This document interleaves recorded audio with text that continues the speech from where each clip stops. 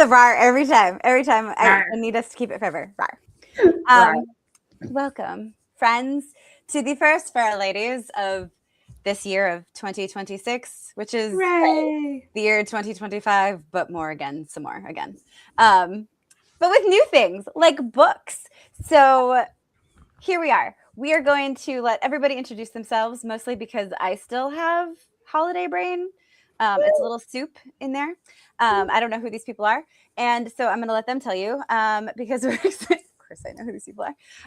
But we're so excited to kick off the year with an awesome guest, to talk about an awesome book.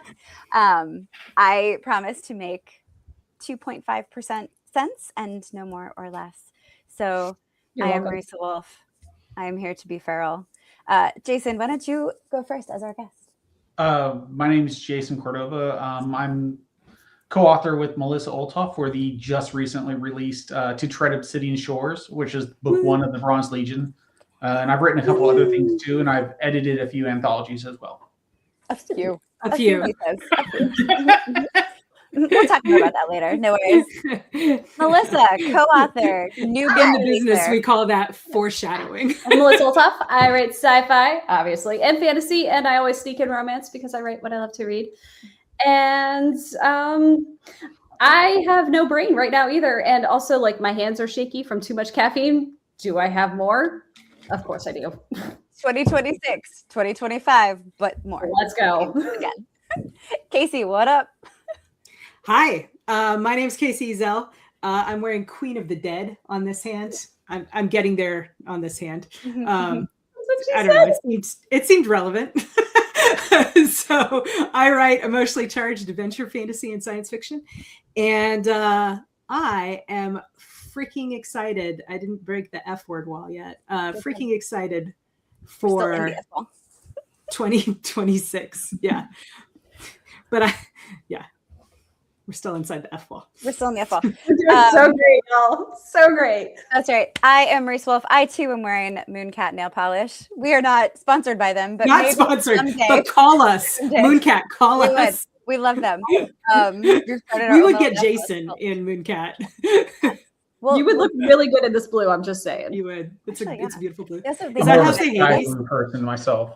You guys, they do the magnetic ones so you can get like cat eyes. Come on. Oh, I don't really have fingernails and it's still fun. Anyway, I'm Marisa Wolf. I'm wearing Mooncat nail polish. I started several other people in this call, but not yet Jason, on the Mooncat extravaganza.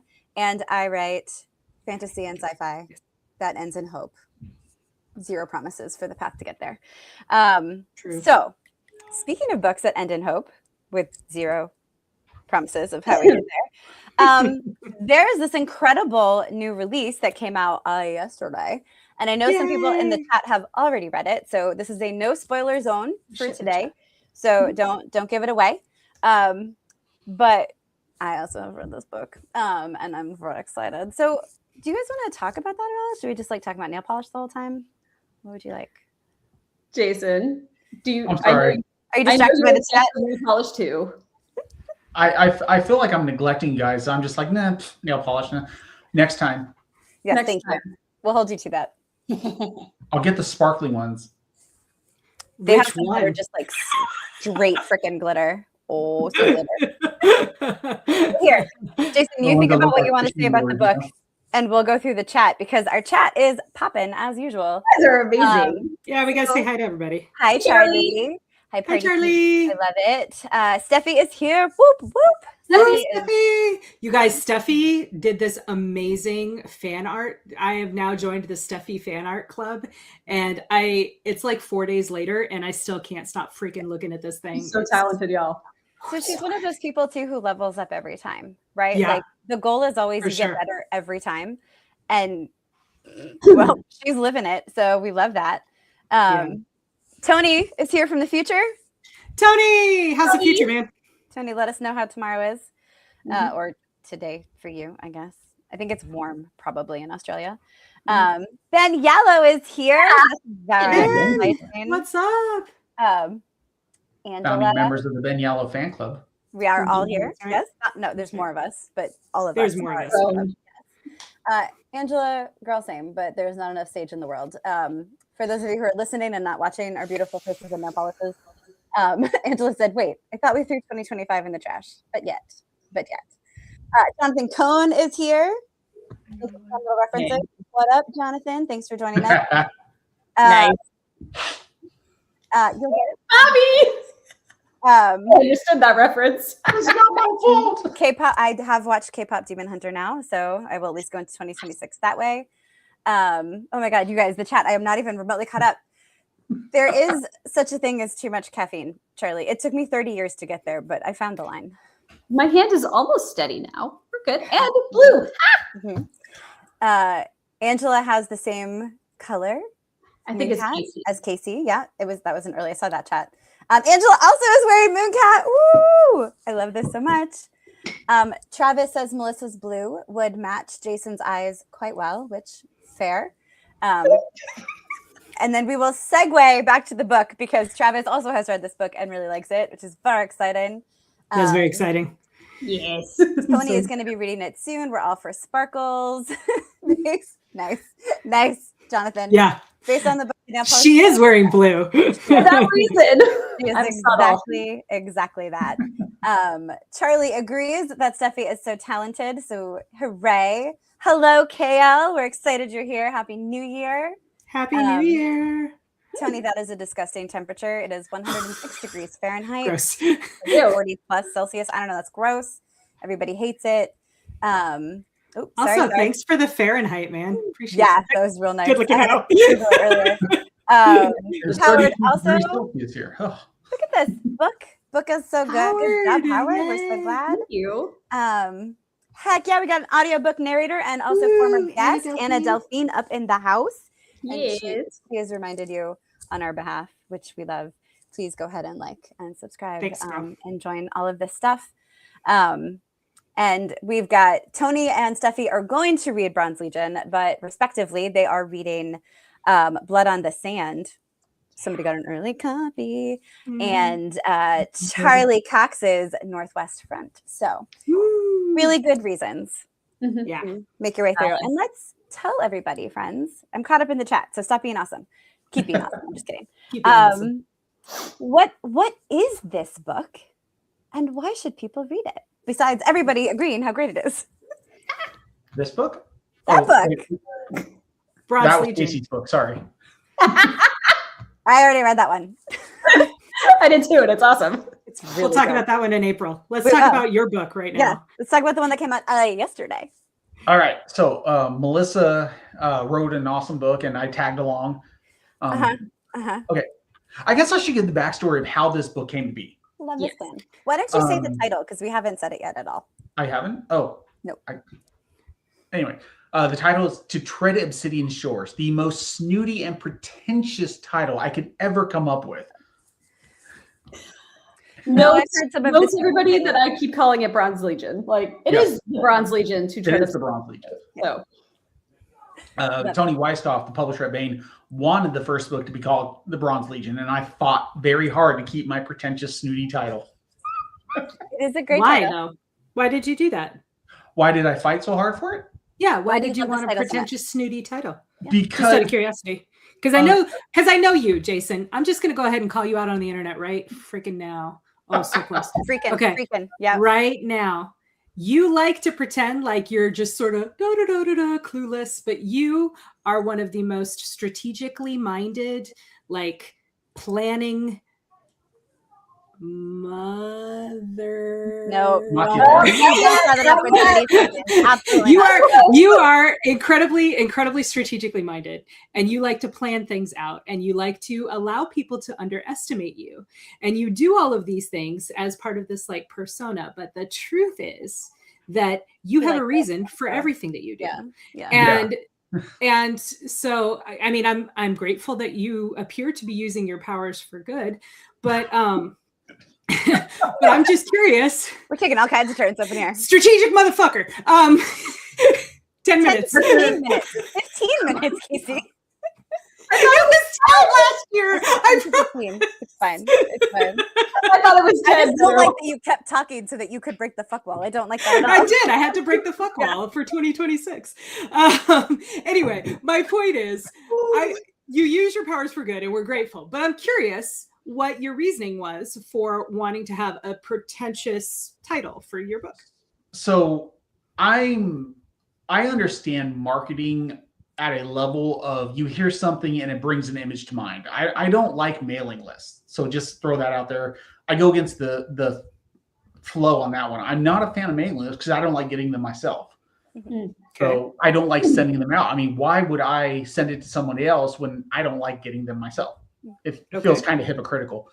So I try to do word association when I come up with my titles, when I come up with series names. This one, I was playing around with some titles and I was like, man, that sounds like something David Drake and David Weber would write together.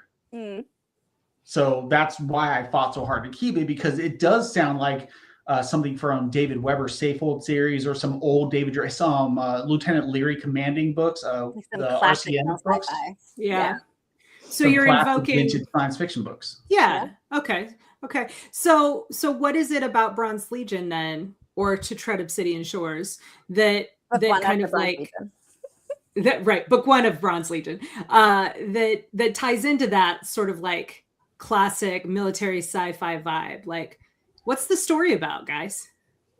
Well, the story is about one, finding your home, finding someplace you belong for a better life, and two, finding your path, your journey, where your journey is going to go. And we took two individual stories of characters and we had them traversing and their paths intertwined throughout. Melissa's probably better at describing that. She's the better plotter than I am. I've heard about your 2-hour plotting calls. As long as we slap the word chaos in front, then my brain appreciates plotting. And so long as it's chaotic plotting, like chaotic good, right? Yeah. So when Jason first started talking about this, right, like I was innocent. I had no idea what was going to happen. Innocent.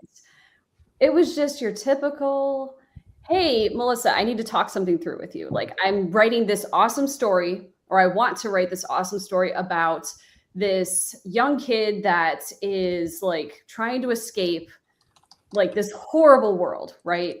And one of the ways that he could do that is he could join the Mars Protectorate Foreign Legion. I'm like, you're writing the Foreign Legion, the French Foreign Legion in space. This is awesome, right?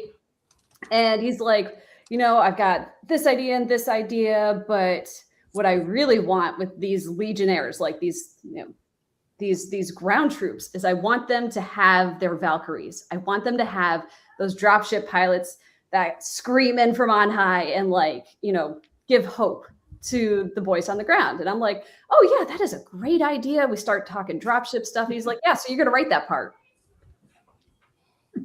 That's pretty accurate. I was like, okay, twist my arm. That is the story about how I got shanghaied into the Bronze Legion, just so y'all know. I thought it was strategically acquired. Yeah. Tactically acquired? Tactically acquired.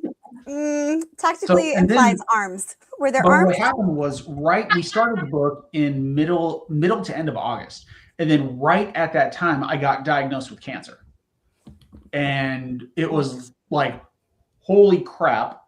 Melissa, we met up at DragonCon. All four of us met up at DragonCon and we talked it over.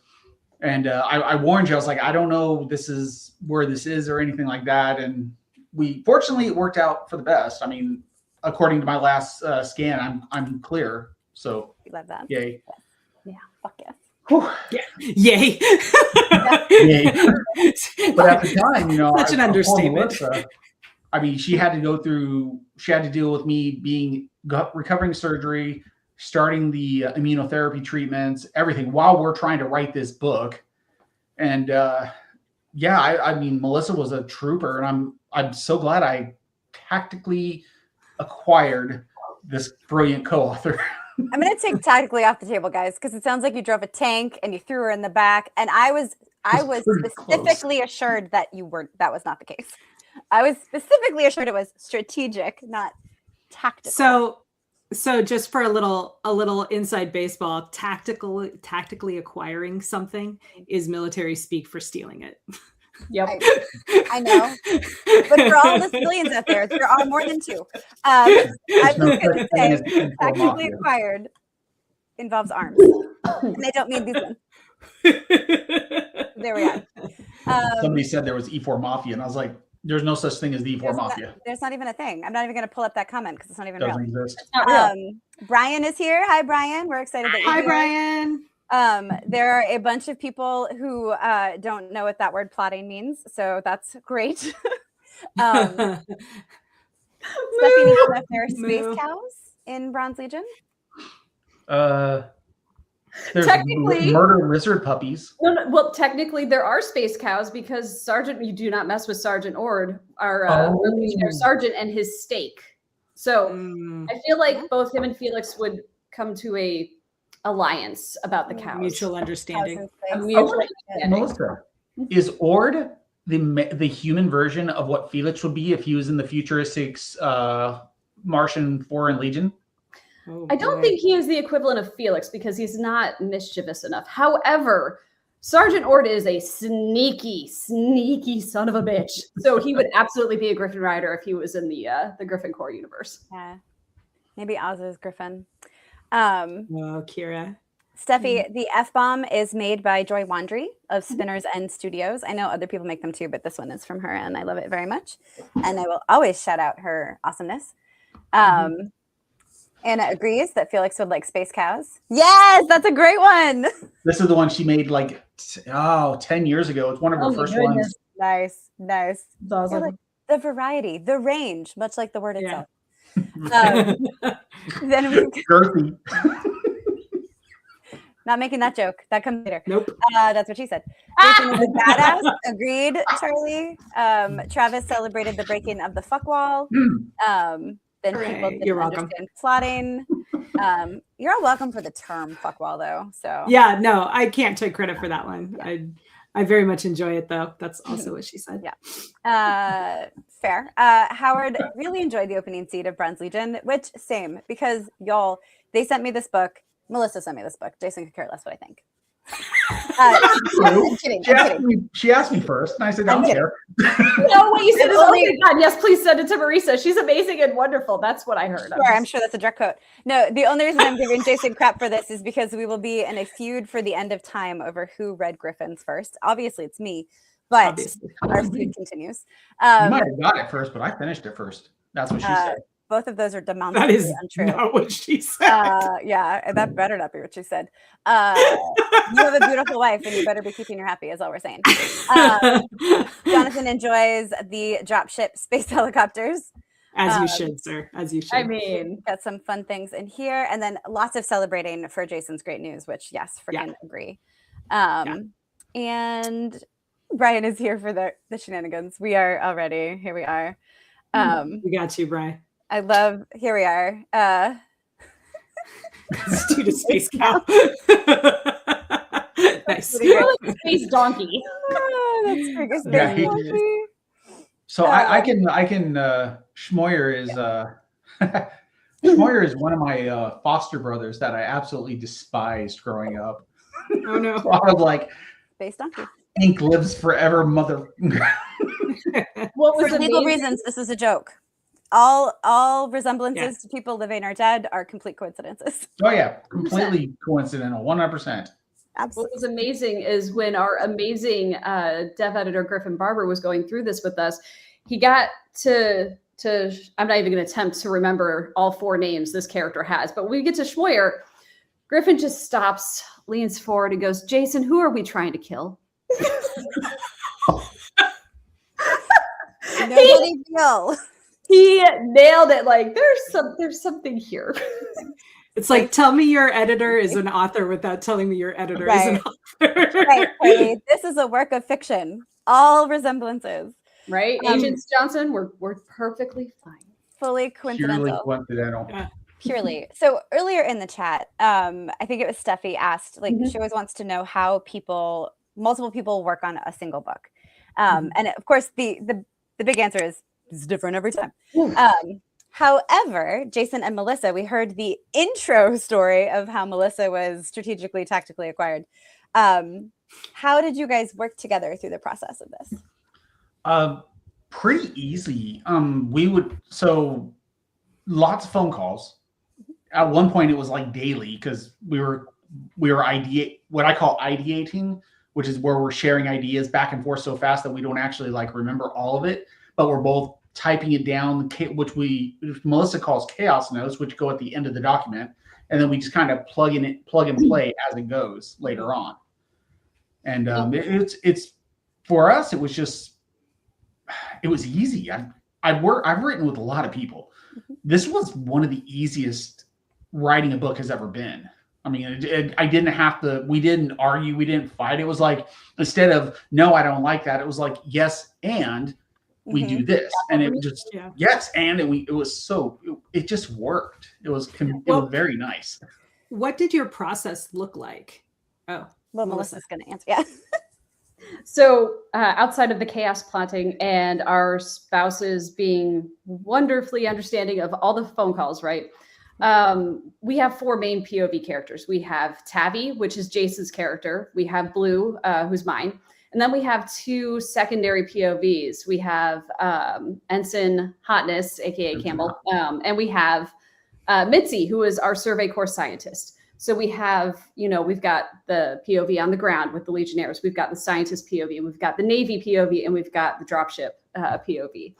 And Jason wrote all of the Tavi scenes with a little bit of addition from me. I wrote the Blue scenes, vice versa. And then Tavi was like Jason's main character. Mitzi also was, right? Like he mostly did the development for her, whereas I did the development for Campbell.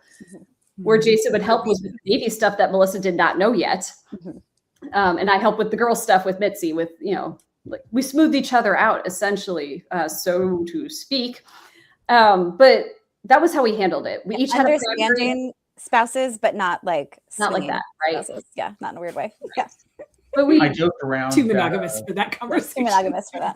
Well, I joked around. I told Melissa's husband, I was like, I'm just going to dedicate the book to you and say thanks for letting me borrow your wife. But nobody would get the joke.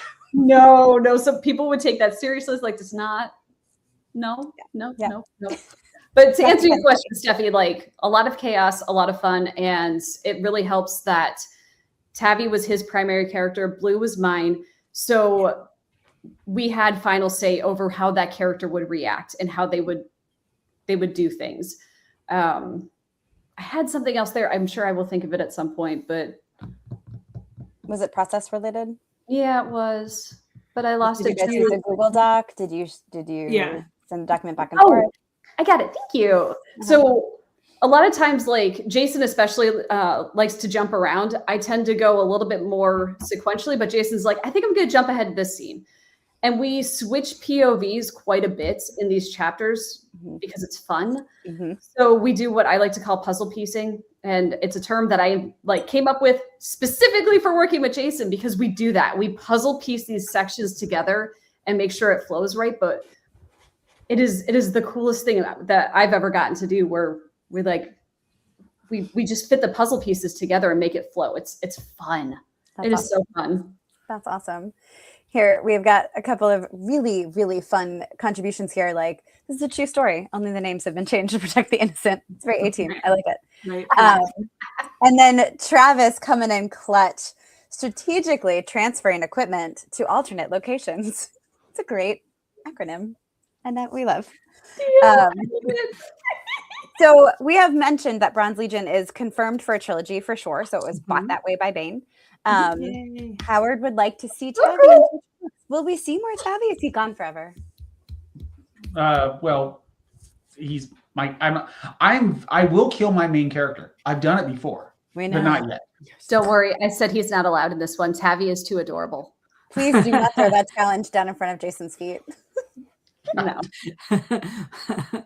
I forget the book I did where someone said, "Oh, what are you going to do now?" So I destroyed the whole world and killed everybody on it. They're like, and what? I was like, "Yeah, there's not going to be more sequels." No, I'm not doing that. Tavi will be around for the whole series. I need y'all to go out and buy this initial trilogy so we can do the other 9 books we have planned. Yeah, please. Yes, I've got 13 snooty titles ready to go. I'm gonna say a whole list. I have not heard all 13, but I've heard enough to say To Tread Obsidian Shores is by no means the most pretentious title. No. Some of them are so amazing. Like capital Jonathan, A, amazing. Yeah. To you, I have only one thing to say, and that is, sir, we will make a romantasy reader out of you yet. Jeremy had a lot of feelings about Campbell, and I will not say why. I think he said he wasn't able to actually tell you guys on the interview what it was, but hopefully around the interview he was. But some people need things that they can't get. And Campbell. Anyway, Charlie loves multiple POVs, which yes, these are all done very well. Charlie also came in real clutch here with the Damn It Jason. Damn It Jason. Appropriate. Yeah. Steffi is really excited to read the book next. And Travis. Oh, thanks. That's a good book. Jason is a murder hobo. My beard's not long enough. Oh my gosh. I gotta get down to at least encourage him. Yes, where are we? 13 novels, that's a lot of murder. That's great. And was that Shadow Card Guardian? I missed where it came up. Oh, here it is. Because Steffi is reading. Right. Yes. Yeah. Steffi Thank you guys. I appreciate you. And Shadow Card Guardian, which Charlie said is great. And yes, it is. Sorry, I was fully distracted by 13 novels. That's a lot of murder. So much murder. Really good. You guys, please do, because I've heard some of the secret plans that come in later, and I need them. Melissa, do you have a comment? I love how everybody is so focused on how much murdering Jason does. I killed nobody. Nope. Never. I might have killed more. Who knows? So no spoilers, Melissa. I can tell you though that Tony, when she was editing, she made us we killed off some people, and Tony made us bring them back to life. So we had to rewrite like a good third of the book. She was like, "No, this is dumb. You will bring these guys back to life." We're like, "Oh, okay, fine." Then I don't want to. I wanted to kill them. I did want to kill them very much. So yes, Jason is outed, and it was amazing. It is real fun. I mean, it is real fun to be behind the scenes on any book for sure, but it is really fun to be behind the scenes of a co-authored book because the dynamics between these two yahoos are freaking amazing. And so like the conversations, the arguments, the amazing ideas that come out of it, like it is super fun to watch from the side. Or whatever the right term is, I don't know, but very fun. Peanut gallery, wherever we're relegated to. Yeah, as in Waldorf and whatever it from the we're sitting up in the balcony just yelling at these two. Pretty accurate. We're all Muppets. It's fine. It's fine. Yeah. When people are no spoilers in the chats. Good job, guys. Kacey and I went on several road trips, you might have heard, this year, and Melissa and Jason last year. Don't put that on me this year. This is 2025 but more again. I cannot no I reject that. I do not accept that. Last year was 7 days ago. So anyway, we went on a lot of road trips, and we had several calls with Melissa and Jason in various states, but separately. So we got to hear little like fun tidbits about the books from each of them throughout, which is pretty good. Yeah. And to be clear, to their credit, both of them were always like real complimentary about each other. Yeah. You know? So it would be fun if it were shitty. Right. Yeah, exactly. Which is why we kept talking to both of them.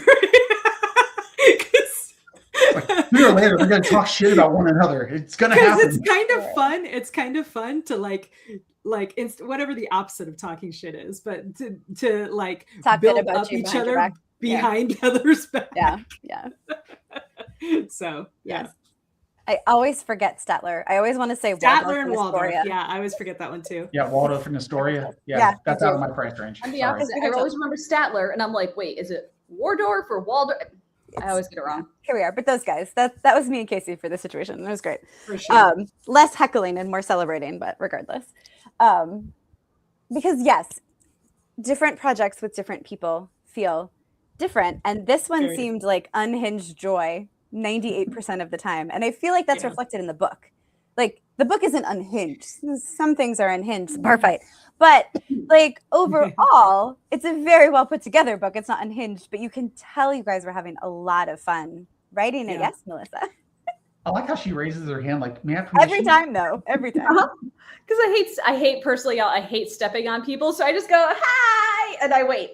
So speaking of that bar fight scene, I got a phone call last night from a certain track director at Dragon Con, Seska Small, who is amazing. And she did a TikTok video about this. She called me just to tell me how much she loved that bar fight scene. That's awesome.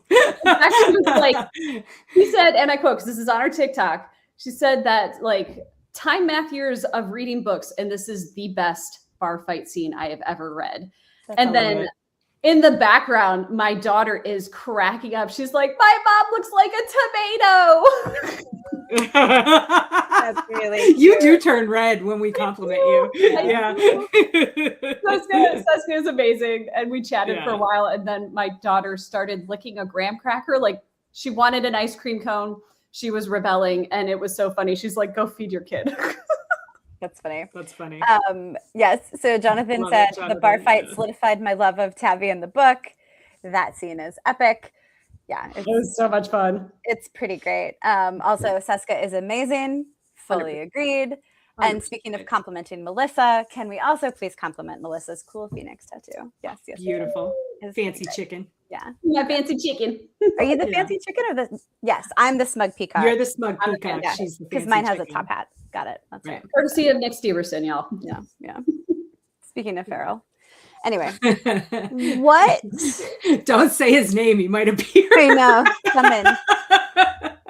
What is a secret, not a spoiler, but a secret about the book or the process of writing the book that you would like to share with the crowd? It could be a made-up secret. Like, this book really likes to mug people in alleys. I don't care. Just a fun secret that gives the vibe of the. I love Jason's face right now. I cannot wait to hear what he comes up with. He's thinking really hard. I respect it. Well, That's his strategy face. Yeah. Yeah. Why I actually had to pull up my F-bomb for concentration. I love it. Yeah. Yeah. Mm-hmm. Do you guys want to see my nails while they're thinking? Ooh. Very nice. Very nice. So this color was gifted to me by one Melissa Olthoff. So thank you, Melissa. Merry Christmas. See, I'm not really spacing out. It's all relevant. Everything's connected. Now we sound like the tinfoil hat Stranger Things fans, which I'm 100% a part of. So I just want to believe. I know an awesome secret. Oh yes. Oh. So Melissa and I, we don't like have Easter eggs hidden around. No, we plant Easter eggs. Oh, yeah. I love it. This is because Jason was high on meds and I am just ridiculous. So we are yapping at each other at high speed. And instead of actually we got to make sure we include Easter eggs. We got to plant those seeds. It was, we got to plant the Easter eggs. Because I don't speak English. Neither do I. I mean, that checks out. Yeah. You got to, otherwise the xenomorphs burst out, right? Yeah. Yeah. Right? Yeah. That's later.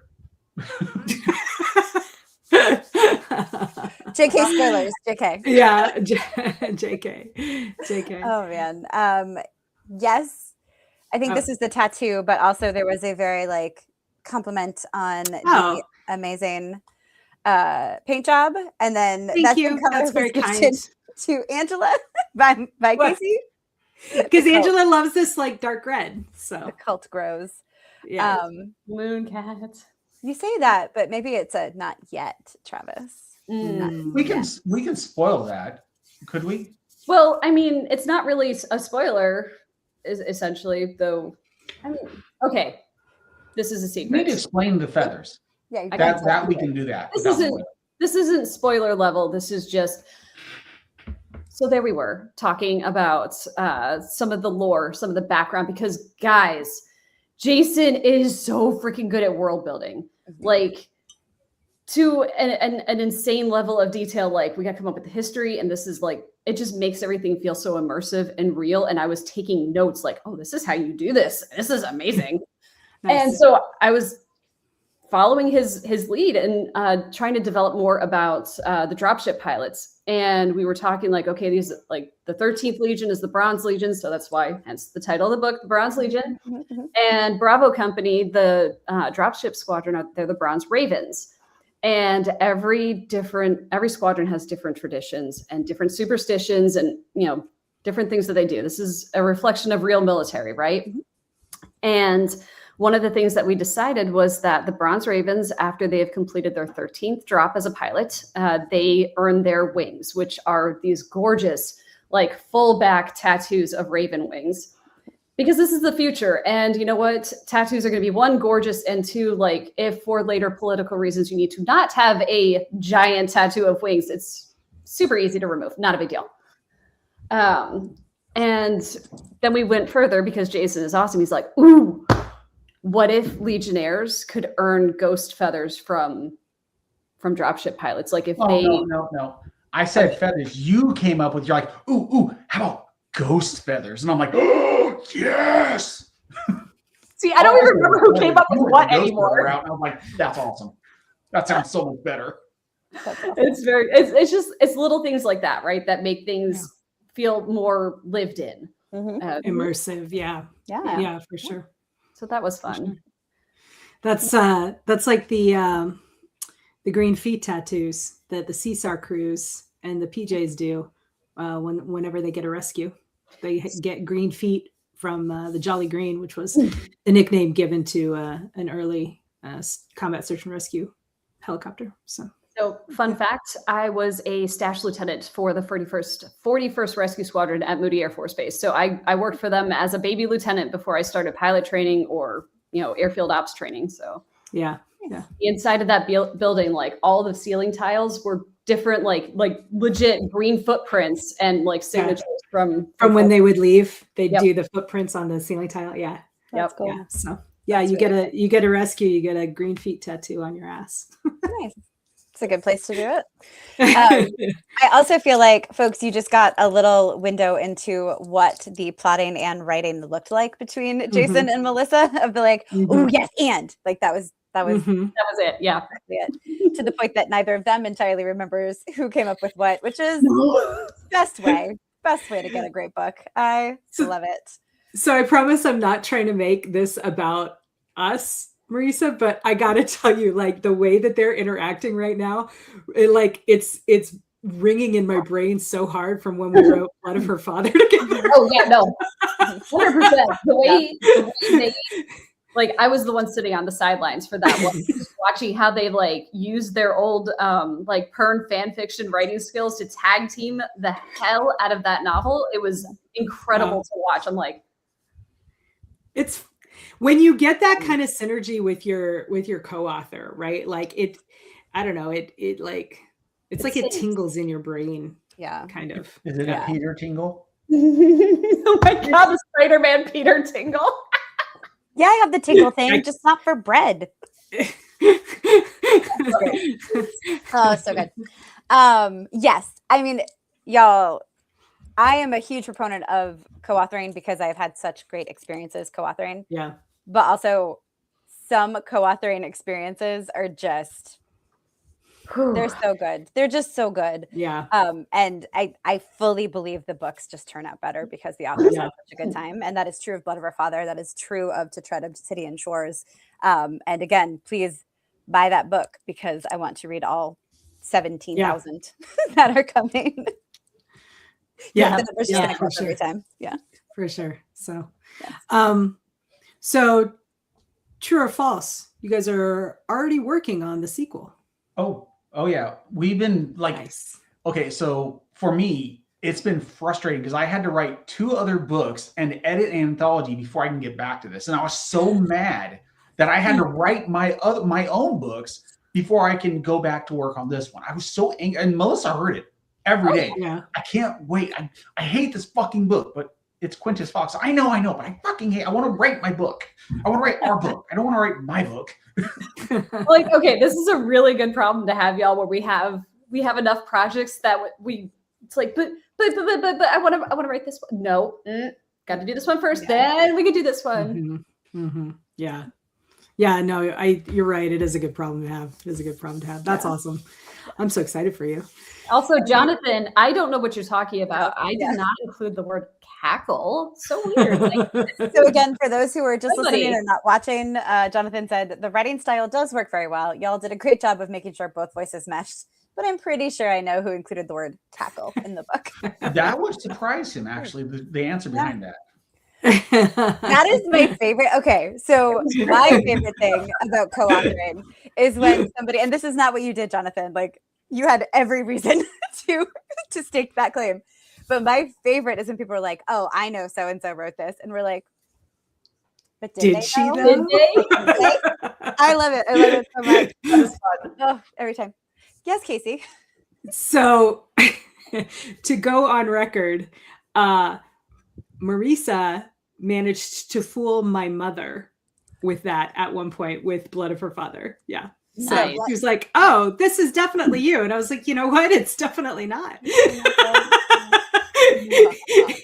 It's your other daughter, the one that I, the one that I informed you you're going to adopt. You're welcome. I love it. Yeah. Have any of us put Goose Honk in a book yet? This is an important question. I don't know. I don't know. I don't know. I don't think so. I feel like it might only really work in urban fantasy. Yeah.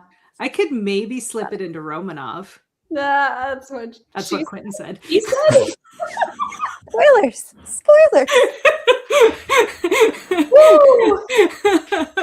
I love it. I mean, maybe a griffin could sound like he's goose honking. I'm not sure. Yeah. It's like I believe that. I believe that. They could. I mean, sometimes chickens moo. I don't see why a goose couldn't honk. So. Oh my God. I do not have it. The only people that understand this have read Griffins too. So when I tell you that Nick Steverson bought me a stuffed chicken, like a stuffed animal chicken when I finished that book, and then my husband surprised me with a dog-sized, like Chihuahua-sized cow costume for the chicken. I almost died. Yeah. Look, okay, sometimes chickens just taste better if you pretend they're cows. That's all y'all need to know. Fair. They identify. Yeah. Is there a super fun, like a goose honk would be, like a super fun planted Easter egg that you could reveal without a spoiler? Not like the ones that will come due in later books. Not that there are any of those, but like a fun like reference to something outside of the story. Well, we did. Jason was super great with his red shirt call that he did on Facebook. So we actually got to red shirt like a ton of our friends, like say Travis. Yeah, I put out the call and 1,000 people. I was expecting 10, 15 people, 1,000 people. I was like, oh, that's awesome. Oh shit! Wow.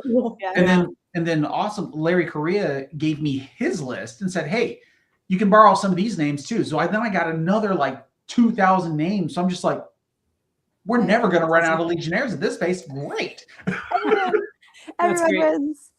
Yeah, that's great. Oh, I almost missed Charlie sliding this one in. Nice. Wow. Or slide it in. Well done. Slide it in. Yeah. The Rabid Goose. Rabid Goose. I am finally reading Dungeon Crawler Carl. And there was a feral goose in the cackle I cackled. And one of the characters, this does predate Feral Lady. It predates Matt knowing us, so it's not a Feral Ladies reference, but there was something that I will just retroactively apply to Feral Ladies because it's like, hey, anything that says feral is bad news. Do not approach. And I was like, not wrong. I almost screenshotted it to like advertise Feral Ladies. I was like, I see no issues. I feel like Matt enjoyed us at Dragon Con. Okay, yeah. Yeah. That's why it's not related, but retroactively I will apply. Sure. It was really cool. I was going around telling her, I was like, yeah, we had 500 people show up to mine and Matt Denneman's signing. And they're like, oh, that sounds good. Yeah, 499 show up for Matt. Hey, man. We were on a panel with Matt, booked, like double ballroom, standing room only, booked. And there were like 15 of us on the panel. And the 14 of us who weren't Matt Dinneman all kept making the same joke of like, oh, don't worry, they're just here to see me. We knew exactly who they were here to see. But all of us were like, it's me. Yeah. It's pretty great. It was a very common joke. Yeah. So oh wait, sorry, hold on. Jonathan is correct. As usual. She's just got a menagerie. The chickens or ducks. Melissa, you will own a representation of every animal at some point. Amazing. Well done. Okay. Yeah. Look, Jonathan, the origin of that is that, like, at the time when I started writing, everybody was like grabbing onto these fierce, like, honey badger and like lion this and jackal that. And I'm like, I have a bunny. I have the salvage bunny.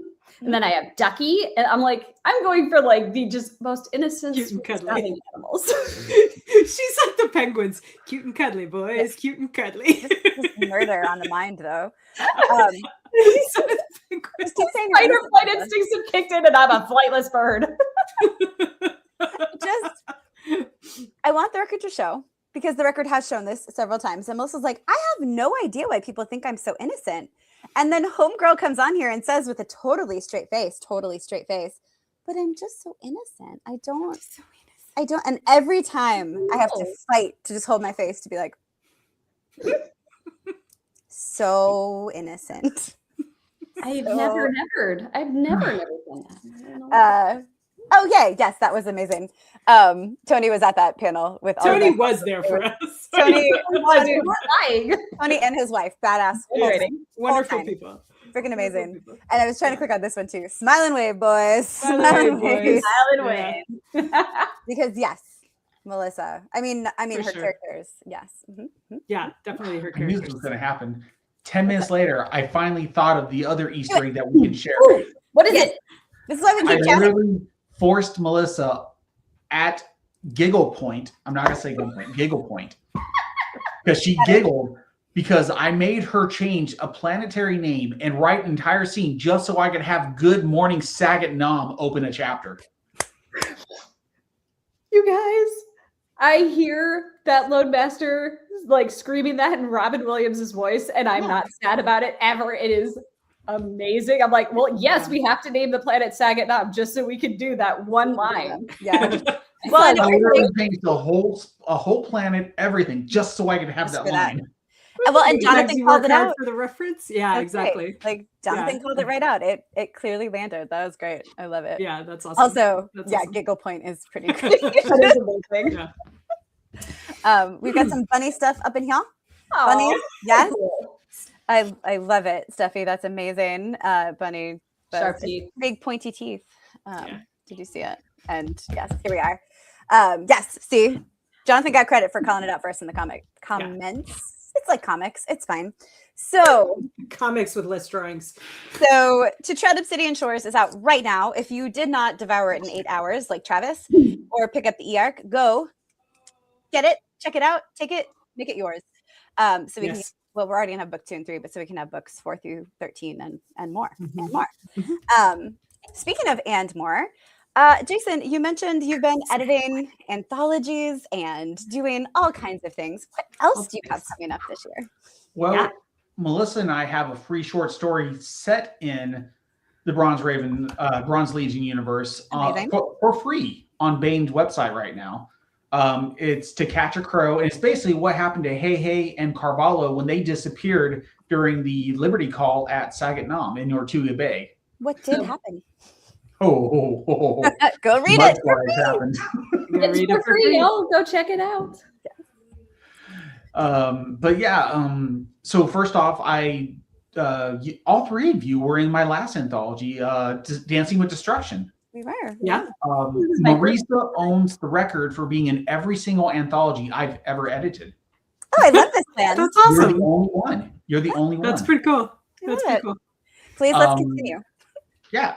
He says as he takes a break doing anthologies. They're not Dancing with Destruction was last July. We lost Kacey. She'll come back. We love her. She'll return. She'll come back. Go ahead. Okay. In March, Monster Hunter Files Volume 2 with Larry Correa and myself comes out, and that's got a story from Marisa Wolf. It's got Melissa Olthoff and Kacey Ezell. Does. What? Yeah. All three individual stories too. No, you guys didn't collaborate. Well, you might have like behind the scenes collaborated, but We definitely all read each other's stories. as one does. Yeah. As one does. Yeah, that was like, pretty cool. And then I just got the final story for Chaos and Consequences, which is my next anthology coming out at the end of this year. Oh, dang. Yes. I will be sending out contracts and edits this weekend, actually. Nice. Awesome. Nice. So Yeah. Hey, Jason, who came up with that awesome title for your anthology? your daughter did, and that's why she's getting the anthology dedicated to her. Oh, that's awesome. That is so Because great. we were sitting there, and I was frustrated. I'm like, Melissa, I'm so stuck on this title, and I'm normally good at titles, so that's like a kick in the nuts when I can't come up with a title. Titles. He Yeah. is really good at titles, y'all. Yeah. And then I hear title- this little innocent, sweet voice. Consequences, chaos and consequences. I'm like, Check. it's like angels on high. There it was. It was amazing. She's like, every time she's like, are you talking with Uncle Jason?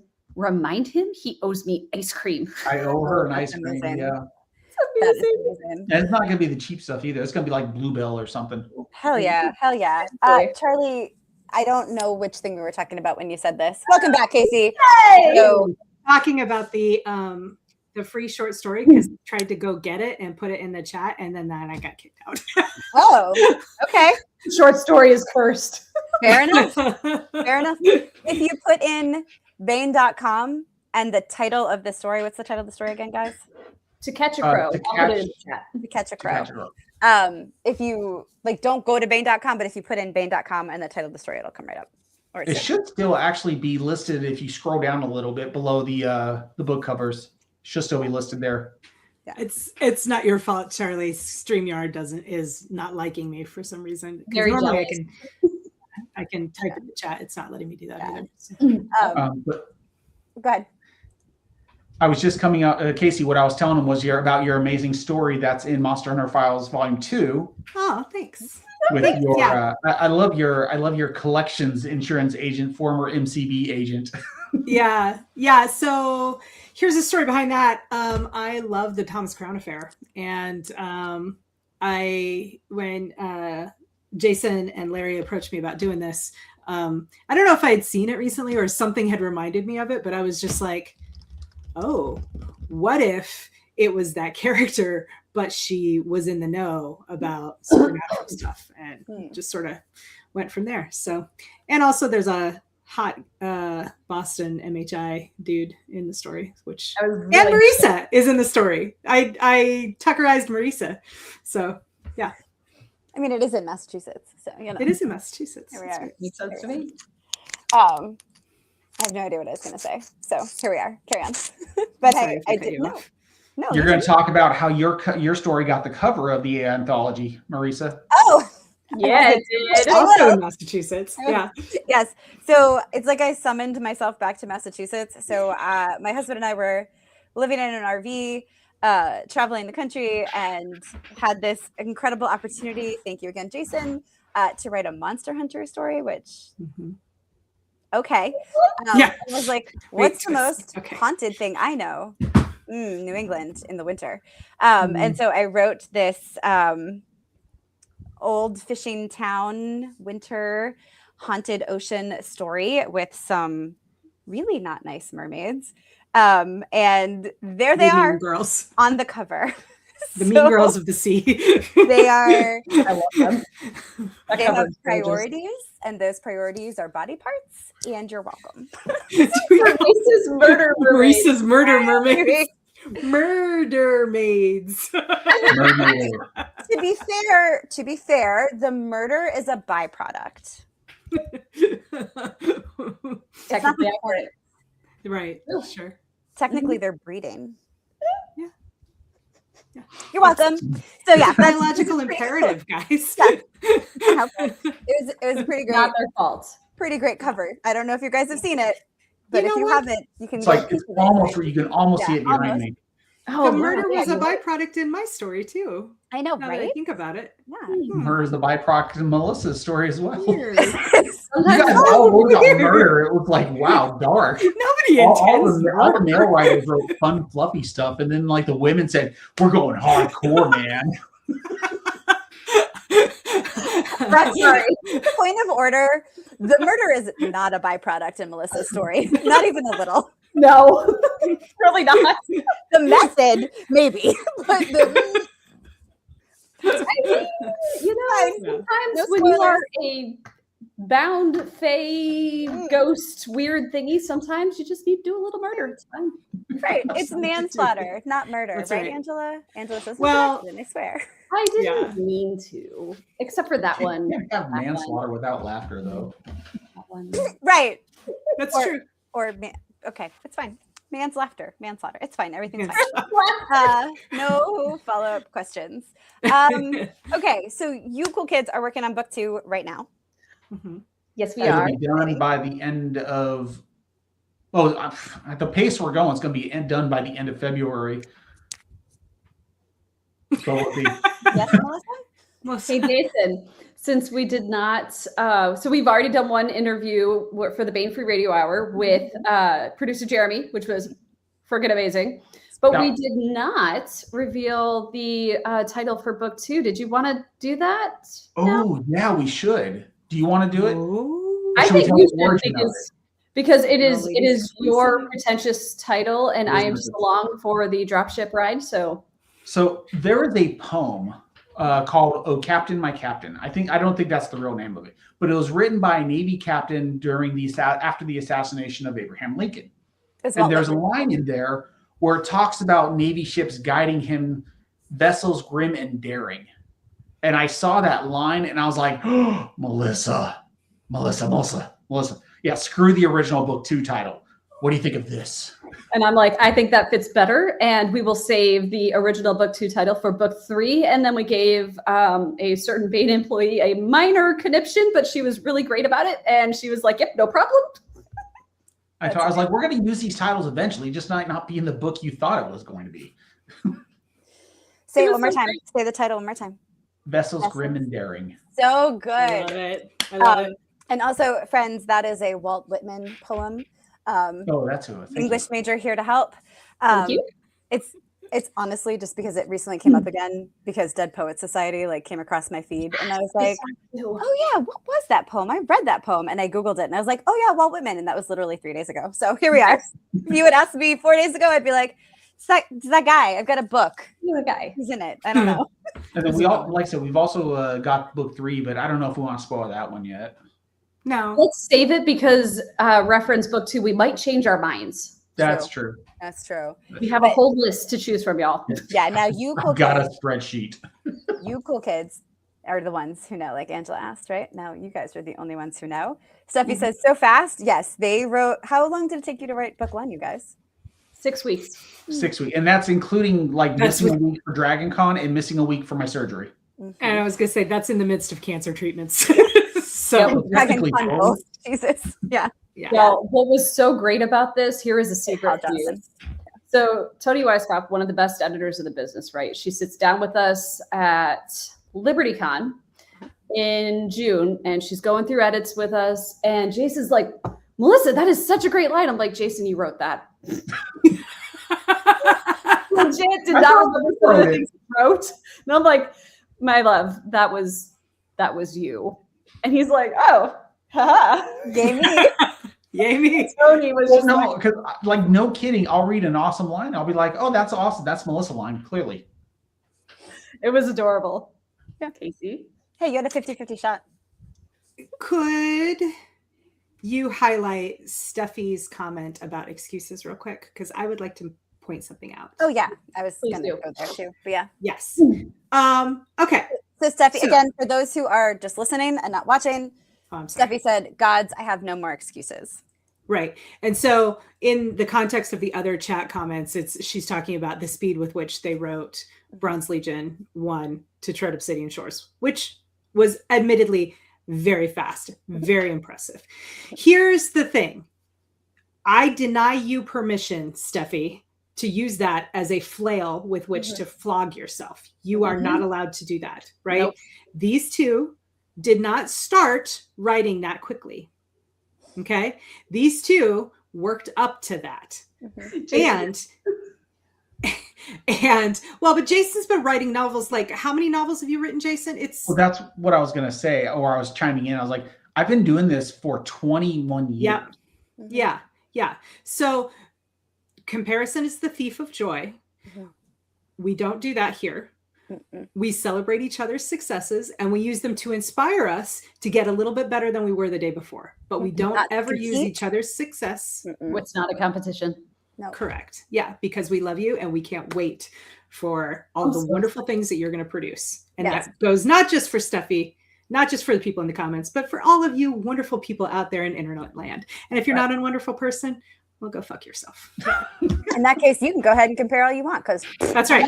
Because I don't give a shit if you feel good about it or not. Right. So, yeah. But for everybody else, yes, Melissa. And here's another thing to remember when you are co-writing with somebody, especially somebody like where it's me and Jason or Marisa and Kacey, somebody that you are really in sync with. You write faster than you would on your own because you get motivated, but oh my God, the word fairy just dropped in like 2,000 words since I last looked at this document. Like you're going to write faster because it's fun and you're bouncing off of each other's enthusiasm. And also there's going to be days where I don't hit my word count goal or I don't write at all because children or day job and vice versa with Jason, but that's where your co-author picks it up. So do not compare speed of writing solo versus co-writing because it's an entirely different thing. Yep. And also, speed isn't everything. And excuses, like everyone's life is different. Yep. We had a whole episode on like seasons of life. Strongly recommend checking that one out because it is like sometimes you're in a place where you can turn out a bunch of words. And sometimes you're in a place where like words, I don't know her. Both of those are valid. Yeah. Do I do words? I don't know. And sometimes we read books in 24 hours, 8 hours. Sometimes takes us 6 weeks. Yes, Jason. Eric Flint gave me writing advice a long time ago. And he said, if you can manage 500 words a day, you'll have a book in 6 months. Yeah. Just 500 words a day. That's your texts are more than that. Yeah. Progress is progress. Right. That's right. Yeah. That's right. Yeah. Okay. We are at an hour somehow. So nope, it's right there. Any final thoughts or things you want people to know? Jason, we will start with you. I don't know if anybody knows, but the audiobook for To Tread Obsidian Shores is coming out at the end of February. The pre-order is available now. Yay! Oh, that's outstanding. I didn't know we actually sold the audiobook until like I saw that on the pre-order. I was like, oh, hey. I was like, gee, I wish I knew someone who worked at the company who like does subsidiaries for Bain because man, it would have been really good to know this. Wouldn't it though? Yeah. We love it. Weird. That's funny. I will not be called a liar on my own show. It's literally right above my head on this side. Obviously, your clock is wrong. No, it's right there. It's right there for my eyeballs. And yet, I didn't look at it until we were over an hour. So it shows how good I am at keeping time. Wait. Oh, she won? She was one of the winners. Yeah. Okay, so I'll get a little insider stuff here. I don't actually pay attention. I do it completely random. I put every person, give them a number. I go to this wheel thing and it spins and it selects numbers. And I'm like, okay, this person won, this person won, this person go. Yeah. So there you go, Stephanie. Yeah. You're just congratulations. I'm glad you won. That good. But I didn't select you. It was completely random. But you got to email her. Yeah, I do the emails. But again, I didn't like my brain just. It's all good. We love winners in this house. Heck yeah. And you were all winners. Okay, Jason, anything else you want people to know? Or Melissa's book, sequel. Yeah. Have you spoiled that title yet? I did, yes. Yeah. Tempered by Fire comes out in July, which I'm super excited about because that cover, oh my God. So good. And the same cover artist that does her books for Rise from Ruin and Tempered by Fire did To Tread Obsidian Shores. Yeah. This is gorgeous. Dear Luigi Avendanza. Yeah. I love him so much. He is amazing. So good. Kacey, anything you want to share? No, go read Bronze Legion. So, yeah. Oh, Melissa. Melissa. Somebody else also has a sequel coming out this year, and but that's later. The E-Arc is available. The E-Arc is available right now. Yeah. And y'all, you do not want to miss this one. It is. I stayed up too late. Good. I stayed up way too late. I finally have some free time to read it. Yeah. So here's the thing. It's called Blood on the Sand. And it is book 2 in the Mage Light series. Okay. And it is the continuing adventures of Alis and her 3 very sexy men. Oh, yes, I'm wearing my fit check for my rough draft era. Nice. Nice.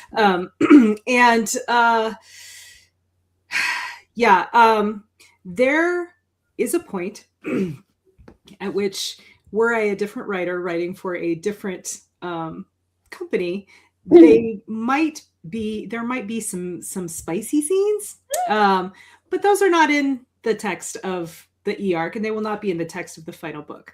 However, if you want those spicy scenes, there is a way to get them.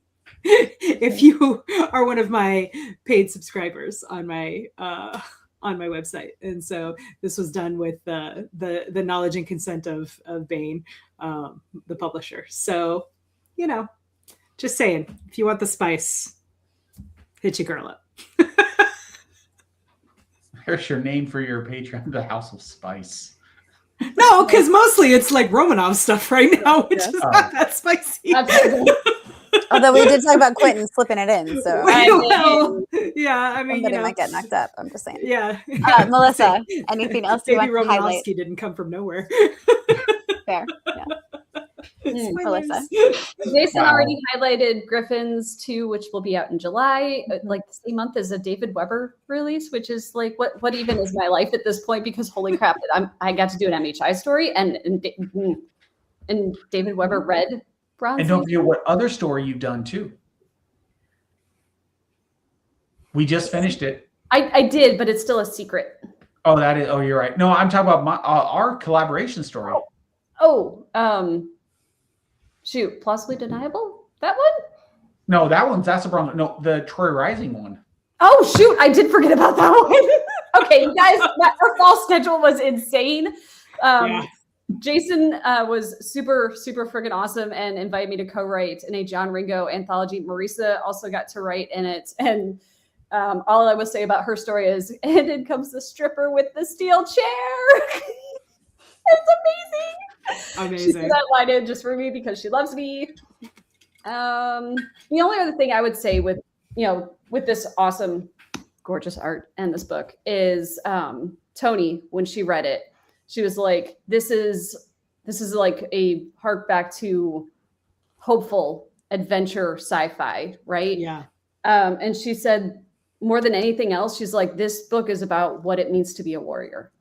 Yeah. And both Blue and Tavi, they come to that that journey on completely different paths, but man, did we have fun weaving that story together. So I think it's all jokes aside about character deaths and innocence or lack thereof, it ends in hope. All of our stories do. And it is so much fun to do. Not all of our stories, Jason. All of the stories that I will write with Jason shall end in hope, the end. That's fine, but don't make promises. Untruth. So didn't that guy David Weber read Bronze Legion? I'm sorry? Didn't that guy David Weber read Bronze Legion? Yes, he did. And he verbally said he really, really loved it. He only had one minor complaint, which was a technical term, and we were just like, whatever. Would you bring science into this? How dare you, sir? This is not science fiction. No, but he really, really enjoyed it. Which is so, like, very what? Yeah. So cool. I'm just going to bump it flail. I love it. I did not know Troy Rising was public, so that's exciting. Is that the contract was signed? So is that on the schedule for this year? Is that why you brought it up? Oh, okay. We have no idea. Because a lot of people are surprised in the chat also as well. And I was like, I didn't know we could talk about that yet. Yeah. All right. It's quasi-public. It's public now. Welcome, Feral. Welcome. Safe space secret here on the internet. for us. Howard, is it plausibly deniable? Because we're all in that one, I think. Yeah. Edited Howard. by fabulous Jamie Ibsen. Yep. That one is super fun also as well. It was fun. Spy. Yeah. So Spy versus Spy. Okay, well, I don't have anything new to share that hasn't already been shared. This is the year of anthologies for me because I have 2 really, really large novels to write this year. So I will be doing those. Just large novels? 2027. They are. Why are they so large? Why? But why? As everyone in this chat knows, I will be working on the next Crown of Slaves book with the fabulous and given that the last one, To End in Fire, is approximately this large. Wow, that large, huh? For those of you listening, she's holding her fingers at least 12 inches. It's like 7 to me. Yep. Anyway, she a big book, and we've got the outline, we've got the plans. This one gonna be a big old girl too, so you're all welcome. And yeah, so you'll be seeing novels from Marisa Wolf in 27. You will see a fuck ton apparently of short stories this year from me. You're welcome. Which is great. And then I will go into writing cave. So if you want to see me, it'll be here or a con or the end. So that's all. Yeah, as Charlie said, you heard it here first, folks. It's just keep it here. Don't go tell your friends about it until we know that we can. Like Travis. Yeah, Travis goes, nice hot sex dude, which anyway. I think it is out-ish. Yeah, it's kind of out. It's just like I don't know who's all in it. I just know that Melissa and I signed a contract, and we turned our story in and it was accepted. So my story also was accepted. Hell yeah, it was. That's why I didn't hide on screen when you brought it up. Like, that was awkward. To Howard's point, yes, size matters. And to Charlie's point, we like big books. So yeah, we do. All right, cool kids. That's all we got. We will be back here in 2 weeks. Another live, January 28th. Come join us because we'll be talking to the one, the only, the fabulous Sarah Cannon. We're all very excited about that. And she's going to talk about, God knows. No, we do have a plan, but it will go off the rails as we do because she's a freaking delight, as is Jason. So we'll hopefully have him back because God knows there are more projects coming out this year. I have something to add before we go. Real quick. I just want you guys all to really know how excited I am to spend this year doing Feral Ladies with you and reminding you every single time that I really, really like to fuck my husband. Yeah. There it is. Not much will happen this time, but we all knew it was still true, though. We did. We knew it was coming. So we did. I couldn't. I didn't want to let you down. That's what she said. Anyway, so yeah, Steffi's all caps. There it is. Yeah. That's what we save it for. We don't save it for the fuck wall. We save it. We end on the high note.